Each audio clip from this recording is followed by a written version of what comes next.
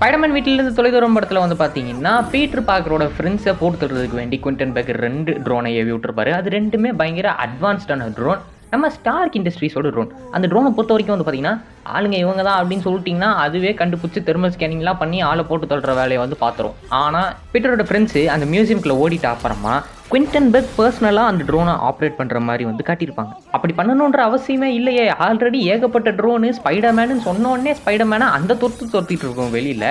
But இதை மட்டும் ஏன் அவர் பர்சனலாக ஆப்ரேட் பண்ணார் அப்படிங்கிறதுக்கான காரணத்தை அதே சீன்லேயே வச்சுருக்காங்க. மியூசியமுக்குள்ளே போயிட்டு அந்த ட்ரோனோட ஹட்டை நீங்கள் நல்லா நோட் பண்ணி பார்த்தீங்கன்னா தெரியும். கீழே தெர்மல் ஸ்கேனிங் இன்ஆக்டிவ்னு இருக்கும். ஸோ அதால் தெர்மல் ஸ்கேனிங் பண்ண முடியாது. ஸோ ஆளுங்க எங்கே இருக்காங்கன்னு தெரியாது. அதனால் நம்ம குவிண்டன் பெக் அந்த ட்ரோனை பர்சனலாக ஆப்ரேட் பண்ணுற மாதிரி இருக்கும். அண்ட் அதை யார் டேமேஜ் பண்ணா அப்படின்னு பார்த்தீங்கன்னா மியூசியம்குள்ளே போகிறதுக்கு முன்னாடி 2 சோல்ஜர்ஸ் வந்து சுட்டுட்டு இருப்பாங்க. அதில் 2 ட்ரோனில் ஒரு ட்ரோனில் அவங்களே போட்டு தள்ளிடுவாங்க. சர்வைவ் ஆகி போன ட்ரோனில் தெர்மல் ஸ்கேனிங் இன்ஆக்டிவ் ஆகிடும். ஸோ அதனால தான் நம்ம குவிண்டன் பெக் அந்த ட்ரோனை பர்சனலாக ஆப்ரேட் பண்ணுற மாதிரி காட்டியிருக்காங்க.